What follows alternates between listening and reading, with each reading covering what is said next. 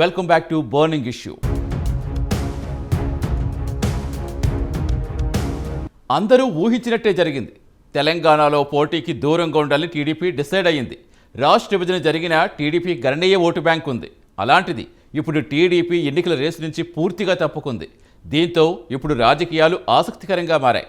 TDP పోటీ చేయకపోతే ఆ పార్టీ ఓటర్లు ఎటువైపు మొగ్గు చూపుతారనేది ఆసక్తి రేపుతోంది. అయితే చంద్రబాబు వ్యూహాత్మకంగానే పోటీ నుంచి తప్పుకున్నారనే టాక్ వినిపిస్తోంది. ఇంతకీ ఎన్నికల్లో టీడీపీ దూరంగా ఉండడం ఎవరికి ప్లస్, ఎవరికి మైనస్?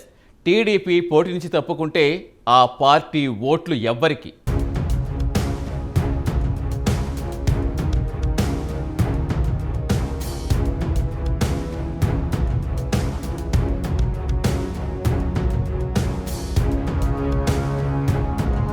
తెలంగాణలో ఎన్నికలు దగ్గర పడుతున్న కొద్దీ రాజకీయంగా ఆసక్తికర పరిణామాలు చోటు చేసుకుంటున్నాయి.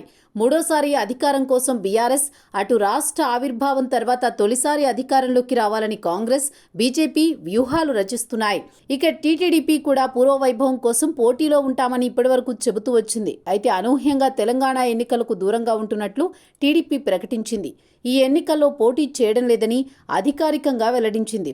దీంతో ఇప్పుడు రాజకీయాలు ఆసక్తికరంగా మారాయి. టీడీపీ పోటీ చేయకపోతే ఆ పార్టీ ఓటర్లు ఎటువైపు మొగ్గు చూపుతారన్నది ఆసక్తి రేపుతోంది. వాస్తవానికి తెలంగాణలో టీడీపీకి ఇప్పటికీ బలమైన ఓటు బ్యాంక్ ఉంది. 2014 ఆ పార్టీ మల్కాజ్గిరి ఎంపీ స్థానంతో పాటు 15 ఎమ్మెల్యే సీట్లను గెలుచుకుంది. 2018లోనూ 2 ఎమ్మెల్యే సీట్లు గెలుచుకుంది. రంగారెడ్డి, నిజామాబాద్, ఖమ్మం, మహబూబ్ నగర్, హైదరాబాద్ వంటి ప్రాంతాల్లో ఆ పార్టీకి బలమైన ఓటు బ్యాంక్ ఉంది. అందుకే రాష్ట్ర విభజన జరిగినా తెలంగాణలో జరిగిన ప్రతి ఎన్నికల్లో తెలుగుదేశం పోటీ చేసింది.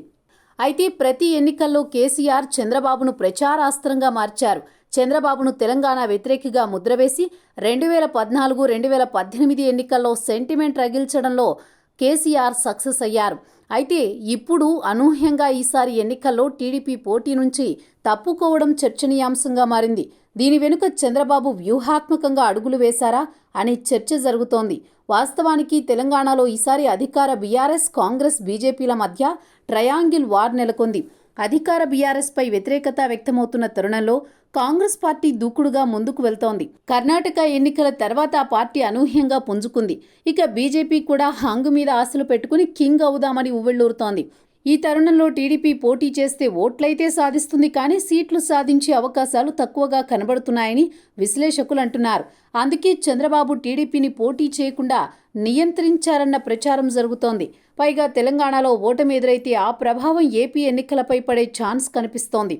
అందుకే మూల్యం చెల్లించుకోకుండా ఉండేందుకు చంద్రబాబు ఈ నిర్ణయానికి వచ్చినట్టు చెబుతున్నారు. అయితే చంద్రబాబు తీసుకున్న ఈ నిర్ణయం ఎవరి కోసమన్న టాక్ నడుస్తోంది. ఇప్పటికే చంద్రబాబు 50 రోజులుగా రాజమండ్రి సెంట్రల్ జైల్లో రిమాండ్ ఖైదీగా ఉన్నారు. న్యాయస్థానాల్లో ఊరట దక్కడం లేదు. అటు బీజేపీ అధినేతలు సైతం అరెస్టు వెనుక ఉన్నారన్న ప్రచారం జరుగుతోంది. ఇటువంటి పరిస్థితుల్లో తెలంగాణలో ఎన్నికలు జరుగుతుండడం, టీడీపీ వెనక్కి తగ్గడంపై రకరకాల ఊహాగానాలు వ్యక్తమవుతున్నాయి.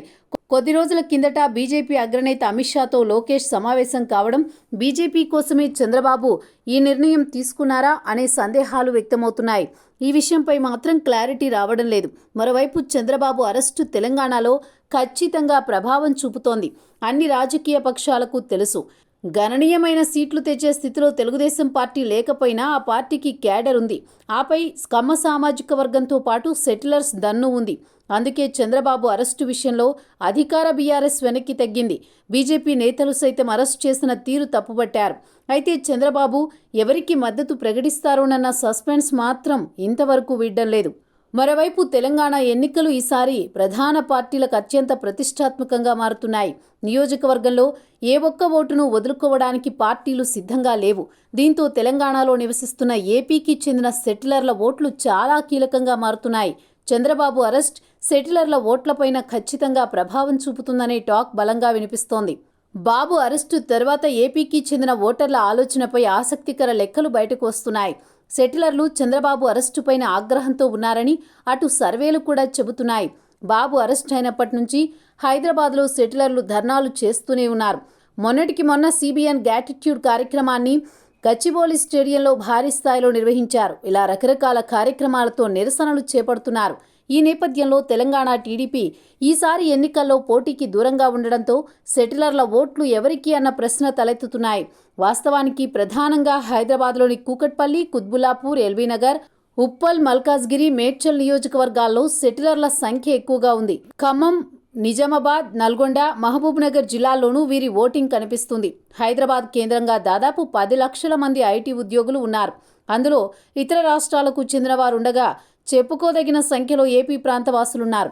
వారిలో చాలామంది ఇప్పుడు హైదరాబాద్లోనే ఓటర్లుగా కొనసాగుతున్నారు. శేరిలింగంపల్లి, రాజేంద్రనగర్, కూకట్పల్లిలోని 20% పైగా ఓటర్లు ఉన్నారు. ఈ నేపథ్యంలోనే ఈ నియోజకవర్గాల్లో ఐటీ ఉద్యోగుల ఓట్లు కీలకంగా మారతాయని అంచనా వేస్తున్నారు. అయితే తెలంగాణ రాష్ట్రం ఏర్పాటు నుంచి వీరిలో మెజారిటీ ఓటర్లు బీఆర్ఎస్కు మద్దతుగా నిలుస్తున్నారని అభిప్రాయాలున్నాయి.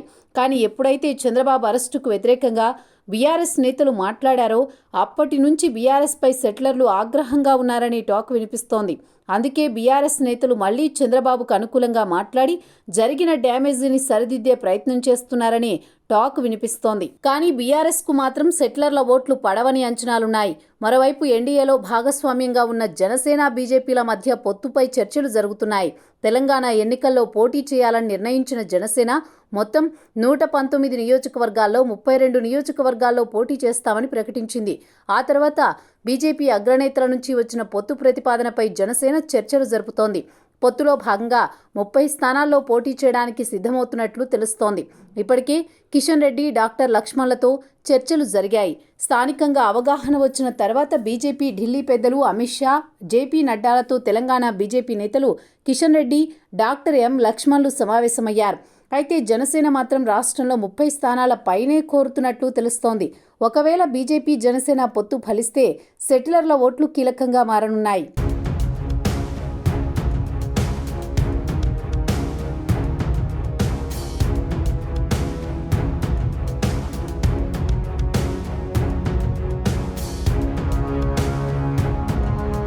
వాస్తవానికి 2018లో ప్రభుత్వాన్ని రద్దు చేసి ముందస్తుకు వెళ్లిన కేసీఆర్కు అనుకోని వరంగా మారారు చంద్రబాబు. 5 ఏళ్ల కేసీఆర్ పాలనపై ప్రజల్లో వ్యతిరేకత ఉందనే అభిప్రాయాలు బలంగా వినిపించడం, పైగా ఆయన గెలుపు మీద సందేహాలు కూడా వ్యక్తమవుతున్న వేళ చంద్రబాబు ఎంట్రీ ఇవ్వడం, కాంగ్రెస్తో కలిసి పొత్తు పెట్టుకోవడం లాంటి నిర్ణయాలతో పాటు అవసరానికి మించిన చొరవ మాటలు బాబు నోటి నుంచి వచ్చాయి. ఇదే విషయాన్ని తనకు అనుకూలంగా మార్చుకున్న కేసీఆర్ తన ప్రసంగాల్లో చంద్రబాబు తీరును విమర్శించారు. మొత్తంగా తెలంగాణ ఓటర్లు భావోద్వేగానికి గురై గులాబీ బాస్ను రెండోసారి ముఖ్యమంత్రి కావడంలో కీలకమైందని విశ్లేషకులు చెబుతుంటారు.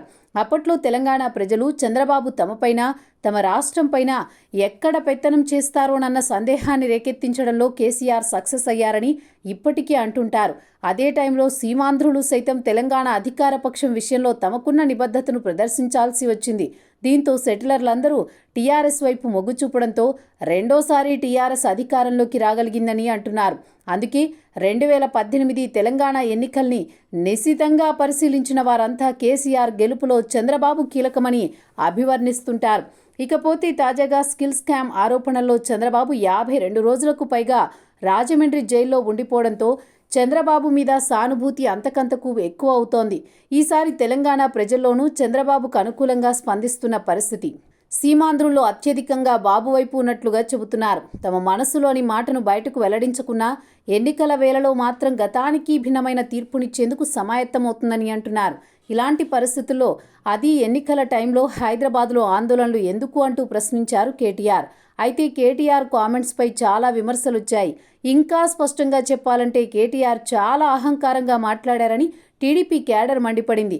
ఎక్కడో హైటెక్ సిటీ దగ్గర 100 మంది ఆందోళన చేస్తే దానికి శాంతి భద్రతల సమస్య భూతంగా చూపించడం అహంకారం కాకపోతే ఇంకేంటని చాలామంది ప్రశ్నిస్తున్నారు. మరోవైపు ఎన్నికల ముందు ఇలాంటి ఏదో ఒక వివాదాన్ని రేపి ఓట్లు దండుకోవడానికి కేసీఆర్ వేసే పాత టెక్నిక్ కేటీఆర్ ఇప్పుడు చంద్రబాబు అరెస్టు సమయంలో ప్రయోగించారని ఇంకొందరు అంటున్నారు. నిజానికి చంద్రబాబు అరెస్టు కాగానే తెలంగాణలో ఉన్న బీఆర్ఎస్ ఖమ్మ నాయకులంతా ఆవేశంగా రియాక్ట్ అయ్యారు. రవాణా మంత్రి పువ్వాడ అజయ్, శేరిలింగంపల్లి ఎమ్మెల్యే గాంధీతో పాటు చాలామంది చంద్రబాబు అరెస్టుని ఖండించారు. మరికొందరు ఎమ్మెల్యేలు స్థానికంగా పెద్ద ర్యాలీ తీశారు. ఆ నియోజకవర్గాల్లో ఉండే సీమాంధ్ర ఓట్ల కోసం ముఖ్యంగా కమ్మ సామాజిక వర్గం ఓట్ల కోసం బీఆర్ఎస్ ఎమ్మెల్యేలు చంద్రబాబు అరెస్టుపై నిరసన ప్రదర్శనలు చేశారు. మరి అక్కడ లేని శాంతి భద్రతల సమస్య సైబర్ సిటీలో ఎందుకు వచ్చిందో కేటీఆర్కే తెలియాలని అటు సీమాంధ్రులు కూడా ఫైర్ అవుతున్నారు. ఇప్పటికే హైదరాబాద్లో పెద్ద ఎత్తున ఆంధ్ర ప్రజలతో పాటు ఐటీ ఉద్యోగులు రోడ్లపైకి వచ్చి చంద్రబాబు అరెస్టును ఖండించారు. అలాగే రేవంత్ రెడ్డితో పాటు పలువురు కాంగ్రెస్ నేతలు సైతం చంద్రబాబు అరెస్టును ఖండిస్తూ చంద్రబాబు కోసం తెలంగాణలో నిరసన చేస్తున్న వారిని పోలీసులు అడ్డుకోవడాన్ని ఖండించారు.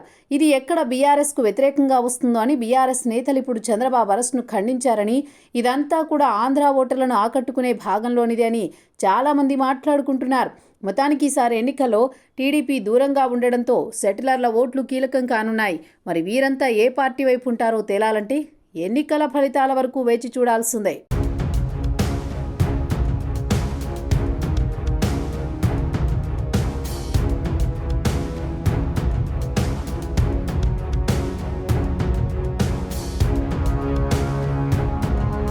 ఇది ఇవాల్టి బర్నింగ్ ఇష్యూ. తిరిగి మరో ఇష్యూతో మళ్ళీ కలుద్దాం. అంతవరకు సెలవు. నమస్తే.